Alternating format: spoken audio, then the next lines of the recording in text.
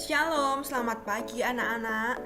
Nah, di sini sekarang dalam materi ini kita akan belajar mengenai gandum. Apa itu gandum? Gandum memiliki bahasa ilmiah adalah Triticum spinosum yang merupakan sekelompok tanaman serealia dari suku padi-padian yang merupakan salah satu tanaman serealia yang kaya akan karbohidrat dan serat yang tinggi. Bentuk biji gandum itu memiliki 4 karakteristik utama. Yang pertama, gandum berbentuk lonjong. Kemudian, panjang 6-8 mm dan diameter 2-3 mm. Memiliki tekstur yang keras dan berat hingga 35 hingga 50 mg per bulirnya. Gandum diklasifikasikan menjadi beberapa macam berdasarkan kapan dia dipanen. Gandum diklasifikasikan menjadi 3. Yang pertama ada hard wheat Triticum aestivum, soft wheat Triticum compactum, dan durum. Hard wheat ini yang sering digunakan sebagai bahan baku pembuatan roti. Proses pemanenannya pun di dalam musim yang berbeda-beda, karena gandum ini hanya bisa ditanam di negara yang memiliki 4 musim. Nah, karena kadar protein dalam hard wheat ini adalah 11-17% dan kadar glutennya yang cukup tinggi, maka ini cukup bagus dalam pembuatan bahan baku pembuatan roti. Ada hard red winter, ada hard red spring, ada hard winter. Kemudian ada soft wheat atau Triticum compactum, itu terdiri dari hard winter dan soft winter. Nah, soft wheat ini sangat baik dan sangat bagus untuk bahan baku pembuatan biskuit dan roti kering. Yang terakhir ada durum. Durum ini biasanya digunakan untuk bahan baku pasta atau makaroni dan spaghetti. Gandum itu dibagi menjadi beberapa bagian dan juga masing-masing bagian itu memiliki komposisi masing-masing. Lihat gambar ini. Pada bagian bran ditunjukkan di bagian kulit luarnya, ya. Kemudian bagian dalam ada endosperma. Kemudian di bagian bawah ini ada tembaga. Sekarang kita akan bahas kulit atau yang sering kita sebut dengan bran. Bran mencakup 14,5% dari total berat gandum. Dalam kulit gandum ini mengandung protein, albumin, dan globulin. Dan ada vitamin B juga, yaitu tiamin, riboflavin, dan pyridoxine. Nah, selain itu, kulit gandum ini juga mengandung beberapa jenis mineral dan serat-serat. Ada fosfor, kalium, magnesium, tembaga, dan mangan. Juga ada natrium, kalsium, besi, zinc, dan selenium. Untuk keterangan miligramnya kalian bisa lihat di dalam bagan yang sudah disediakan. Kita akan bahas tentang serat. Gandum itu adalah kandungan utamanya, dia mengandung banyak serat. Serat atau dietary fiber merupakan komponen utama pada kulit gandum. Kandungan serat dalam kulit gandum baik untuk diet, membuat sensasi kenyang lebih lama. Fungsinya apa? Fungsi dari bran ini menjadi pelindung granula pati yang ada di dalam gandum. Bagus untuk sistem pencernaan tubuh, yaitu bran ini dapat menurunkan kadar kolesterol dalam darah dan juga menanggulangi penyakit divertikulitis. Endosperma. Endosperma ini adalah bagian terbanyak dalam biji gandum, mengandung 80-83%. Dalam komposisi endosperma mengandung 79% karbohidrat, kemudian 13% protein, 1,5% lemak, 0,5% mineral, serta serat pangan 1,5%. Yang dimanfaatkan sebagai tepung terigu itu adalah bagian endospermanya gandum.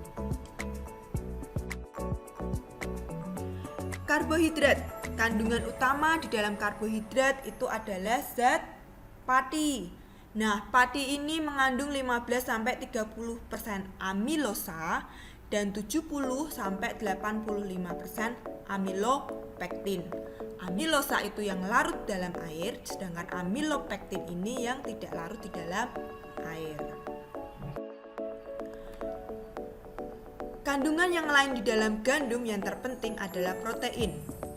Protein di dalam gandum itu ada albumin, globulin, gliadin, glutein. Nah, gliadin dan glutein ini apabila dia bereaksi dengan air maka akan membentuk gluten. Gluten ini adalah protein gandum yang tidak larut dalam air dan mempunyai sifat elastis. Ini yang dimanfaatkan untuk membuat roti, ya.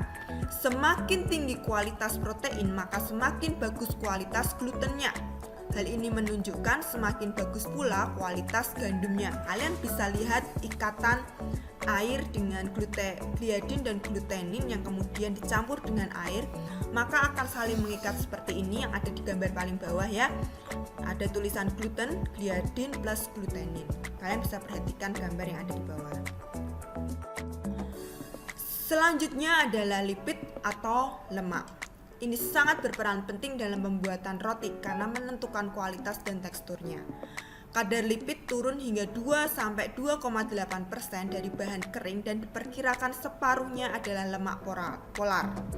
Lemak polar ini berpengaruh terhadap kebutuhan pencampuran dan potensi pengembangan volume roti. Jadi, yang mempengaruhi perkembangan roti bisa mengembang cukup baik itu adalah lemak yang ada di dalam gandum atau dalam tepung terigu. Nah, beberapa lemak yang terdapat dalam gandum itu ada linoleat, ada palmitat, dan oleat. Nah, selanjutnya kita akan bahas bagian biji gandum yang lainnya, yaitu lembaga atau germ. Merupakan embrio dalam tanaman gandum. Di sekitar lembaga terdapat sedikit molekul glukosa, mineral, protein, dan enzim sehingga pada kondisi yang mendukung akan terjadi perkecambahan. Komposisi lembaga itu mengandung protein 25%, lipid 8-13%, mineral serta vitamin E. Perubahan pasca panen pada gandum. Nah, apa yang terjadi? Ternyata terjadi perubahan selama pasca panen gandum. Nilai gizi dari protein mengalami penurunan karena terjadi reaksi pencoklatan non-enzimatis. Itu untuk protein. Kemudian untuk vitamin, selama penyimpanan akan terjadi pengurangan. Ada vitamin B1, tiamin banyak yang rusak. Kemudian riboflavin, B2, dan piridoksin rusak karena sensitif terhadap cahaya. Kemudian yang terakhir adalah kandungan vitamin E, tokoferol di dalam gandum ini bisa hilang. Karbohidrat, terjadi hidrolisa pati akibat kegiatan enzim amilase, terbentuknya bau asam dan bau apek karena kegiatan mikroorganisme, reaksi pencoklatan non-enzimatis.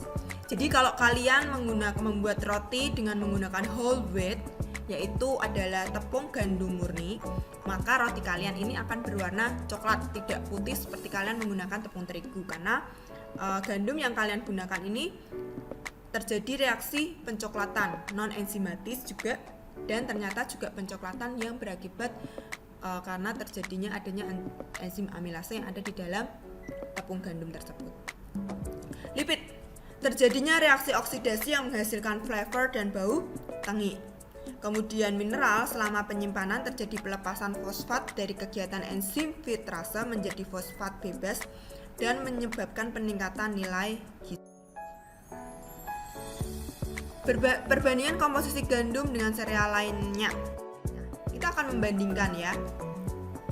Komponen utama dari kelompok serealia ialah karbohidrat, protein, lipid, mineral, serta vitamin.